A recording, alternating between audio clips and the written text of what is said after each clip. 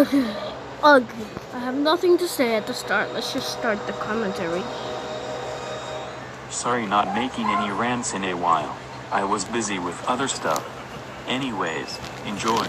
Suds? More like shits. Was that even the coolest mock name to come up with? That name was so pathetic. The more like terms are overused. Oh my god, this episode from SpongeBob SquarePants sucks. Correction, this episode from SpongeBob SquarePants rocks. Here are the reasons why this episode sucks in my opinion. Well, they better be good. The episode starts with SpongeBob asleep and having a dream about Krabby Patties. He awakens hungry with his stomach growling and makes a peanut butter and jellyfish jelly sandwich as a midnight snack. However, he immediately falls asleep after the first bite, leaving the refrigerator open all night and freezing the entire house. By morning he develops the Suds, a sponge-exclusive sickness similar to a cold or influenza, and has bubbles come out of him whenever he sneezes. Gary suggests he stay home, but the stubborn SpongeBob denies being sick and goes to work anyway. At the Krusty Krab, SpongeBob has a hard time doing his job, and when Mr. Krabs comes in to tell him off, Gary arrives to reveal that SpongeBob has the Suds. Mr. Krabs then orders him to return home and get some rest, saying that he can't have him sneezing all over the food. Unfortunately, the customers overhear what Krabs just said in panic. Mr. Krabs tries to calm them down, but all of them scramble out of the Krusty Krab. It's just a cartoon? Much to his dismay.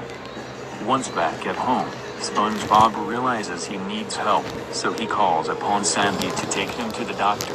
She agrees, saying that she will be there faster than a barefoot jackrabbit on a hot greasy griddle in the middle of August. SpongeBob cuts her off and thanks her. SpongeBob then dresses warmly in anticipation of going to the doctor, but is visited by Patrick, who thinks he is going skiing.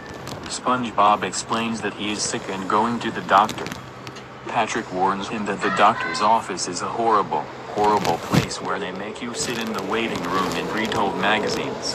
SpongeBob, horrified, asks Patrick to be his doctor instead. Dr. Patrick begins to practice on him, starting by plugging up all of SpongeBob's holes so bubbles won't come out. However, this causes SpongeBob to inflate every time he sneezes. SpongeBob thinks it's helping, but it's really making his suds worse, to Patrick's joy. With this, SpongeBob decides to call Sandy and tell her not to come, but his fingers are too big and puffy for the buttons. He then asks Patrick to call Sandy and tell her not to come. He does so, but Sandy doesn't buy it and continues coming. Patrick then tells SpongeBob to hurry up and feel better or else Sandy will take him to the doctor. He tries several things to cure SpongeBob's suds, including turning his foot into a peanut butter sandwich, yanking a tooth out, bouncing on him like a trampoline, repeatedly placing and removing a large band-aid, and even putting him in a medieval torture device, by which time Sandy has arrived. SpongeBob sneezes one more time, this time turning him into a perfectly round ball.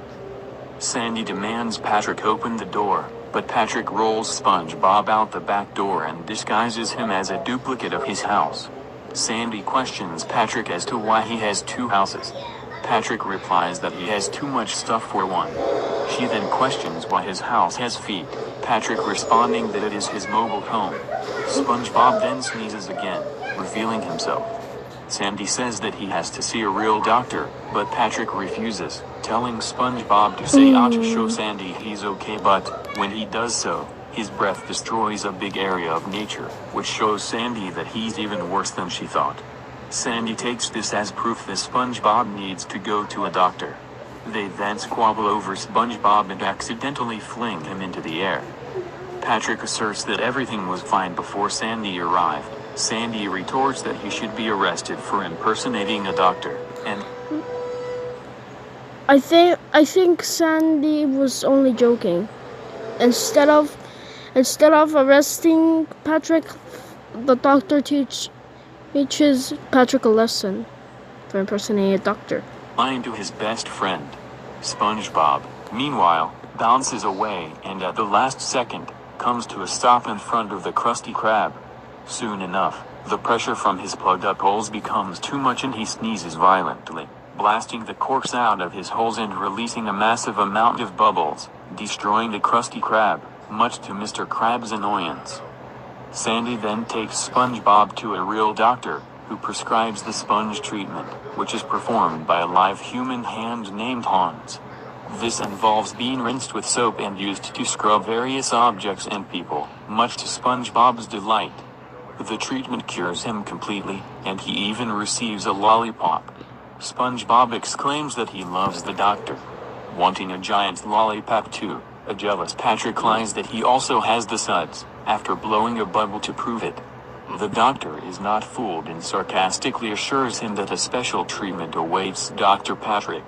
Hans returns, puts soap on Patrick, and uses him to clean a cactus and then a toilet, as a punishment for his impersonating a doctor and lying to SpongeBob about the doctor being horrible.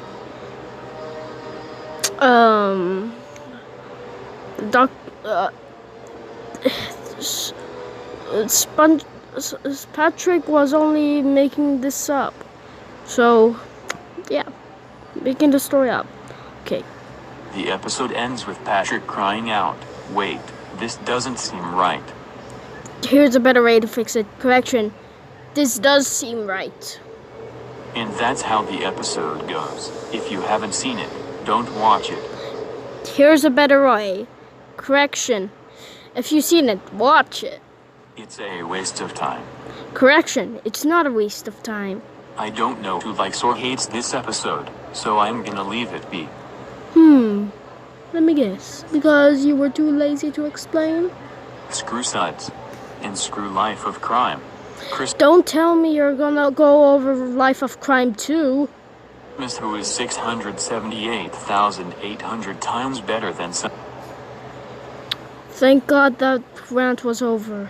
Man, you pretty gave out a lot of reasons to hate that episode.